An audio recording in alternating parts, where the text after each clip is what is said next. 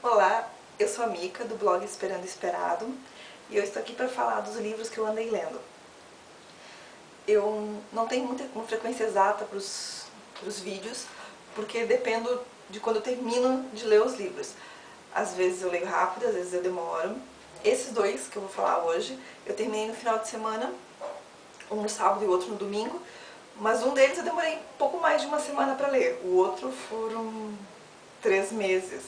Então, realmente, não é assim tão... Não tem como eu dizer, se eu vou fazer toda semana, de 15 em 15 dias, depende muito daquela semana, do que eu estiver lendo no momento, se for uma coisa, um livro rápido, uma leitura rápida, se for uma leitura mais pesada, enfim. Hoje, quer dizer, o primeiro livro que eu li foi Criança 44, do Tom Robb-Smith. Ele é muito bom, eu recomendo. Ele está saindo pela Best Bolso e ele é traduzido. É sempre importante ver quem é o tradutor, tá, gente? É muito importante.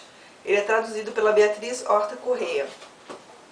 Eu comprei na Saraiva, na promoção Vira Vira da Saraiva, que são 2 livros em um, Criança 44 aqui e O Discurso Secreto aqui.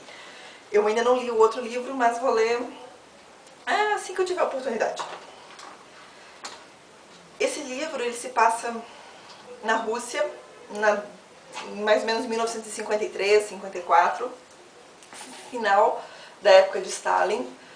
E ele é bem pesado, é fácil de ler, não é um livro difícil de ler, ele é bem tranquilo, no sentido de cadência, da fluência da leitura. O autor escreve muito bem e ele não te deixa assim com aquela sensação de que o livro não avança. Não, ele é bom.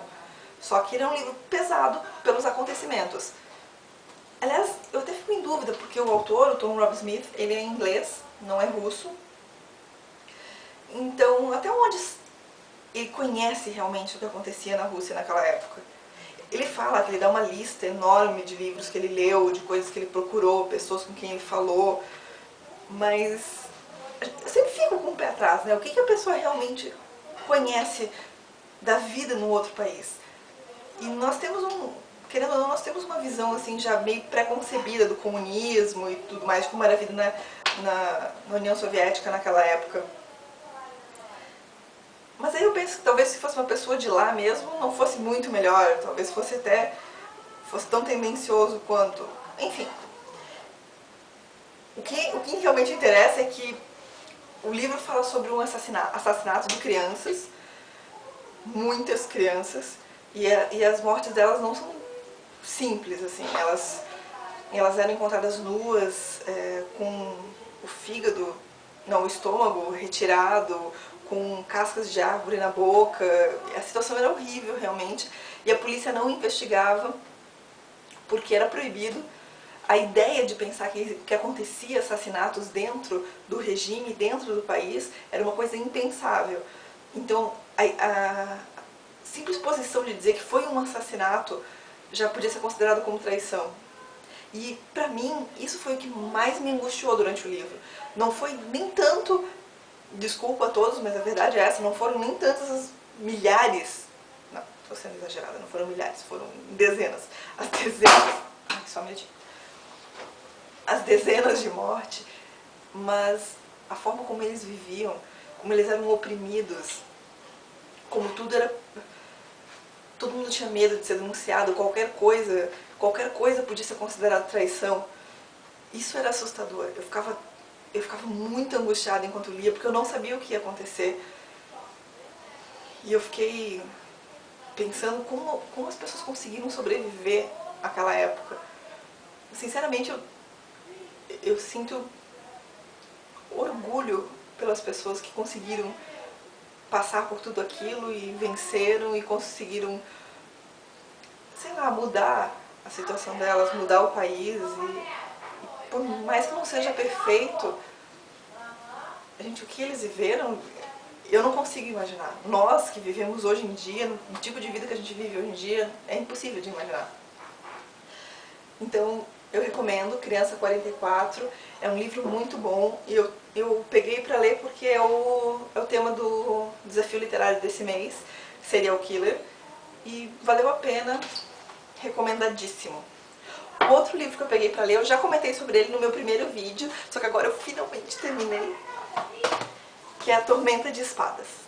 Tadá, tá aqui, terminadinho, todas as 800 e lá vai pedradinhas, páginas, são muitas. E o livro é muito bom, mas ele é um soco na boca do estômago. As coisas que acontecem me deixaram de olhos arregalados, assim. É sério. No primeiro e no segundo livro acontecem algumas coisas que te deixam pensando assim, meu Deus, o que esse autor tem na cabeça? Mas nesse terceiro livro foi de tirar o fôlego. Começou desde o início já. Se vocês lembram como termina o segundo livro, dá pra ter mais ou menos uma ideia pra onde vai, e depois você descobre que não dá pra ter ideia nenhuma, você acaba descobrindo coisas que não esperava descobrir, e foi realmente poderoso. Foi realmente poderoso. Então, a partir de agora vai ter spoilers, mesmo pesados. Então não fique, se você não leu, ou se você não gosta de ouvir spoilers, não continue. Vou falar sobre quem são as pessoas que escreveram e sobre alguns acontecimentos que foram bombásticos. Esse livro foi escrito por, narrados, né, pelo Jaime, pelo Jon Snow, pela Catelyn, pelo Tyrion, pela Sansa, pela Arya, pelo Bran, pelo Samuel, pelo Sir Davos Seaworth e pela Daenerys. O prólogo foi pelo Chat, que é um rapaz lá da Patrulha da Noite, e o epílogo pelo Merritt Frey, que é um dos filhos lá um dos muitos filhos lá do Frey. É engraçado porque durante boa parte do livro eu perdi a simpatia pelos Stark. Tem horas que eu juro que eu quis pegar o Robb eu mesma e enforcar o guri, tadinho. Mas aí quando aconteceu o que aconteceu, eu fiquei tão arrasada, mas tão arrasada, que vocês não têm ideia. O Casamento Vermelho foi uma das cenas mais chocantes pra mim. Mas na verdade o livro começou a chocar mesmo com a Sansa e o Tyrion. Eu não imaginava isso. Não imaginava.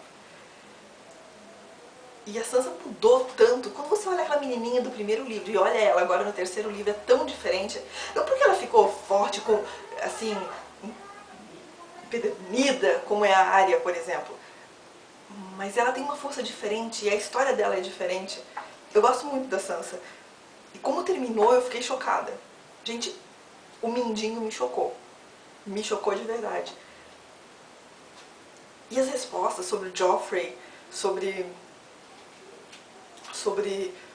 o Jon Arryn, entre outras coisas assim, que foram assim, oh, meu Deus! E da Daenerys eu não tenho muito o que falar, foi muito bom as cenas dela, eu gostei muito mais nesse livro do que no livro anterior. O problema é que ela tem tanta gente lá com ela e o pessoal tem uns nomes tão estranhos que eu não consigo gravar o nome de ninguém. Então não dá pra falar muito. O Jon foi o que teve a vida mais errada de cabeça pra baixo, eu acho. Ele começou como traidor, continuou como traidor durante um bom tempo e depois ele traiu os traidores. Traiu aqueles... Enfim, voltou pra Patrulha da Noite. E as coisas terminaram de uma forma também muito dramática. Tô curiosa pro que vai acontecer daqui pra frente. De resto, cada um tem o seu ponto positivo, o seu ponto negativo. O Jaime, pra mim, cresceu muito no meu conceito, gosto muito dele. E eu acho engraçado como um personagem que era tão sem sentido, assim, tão sem carisma no início dos livros, pode ter se tornado uma pessoa tão forte. Eu gosto muito do Jaime, continuo odiando a Cersei, muito.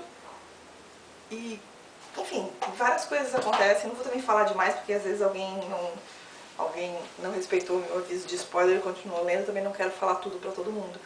Mas eu gostei muito desse livro, fiquei bastante emocionada com várias cenas, teve vontade de chorar em algumas, vontade de gritar de raiva em outras. E foi fantástico, tô super empolgada pro próximo e também pra série que vai voltar agora dia 1º de abril. O livro já tá comigo, vou viajar amanhã, mas o livro já tá comigo para o próximo livro, Festim dos Corvos, pra eu começar a ler lá na cidade.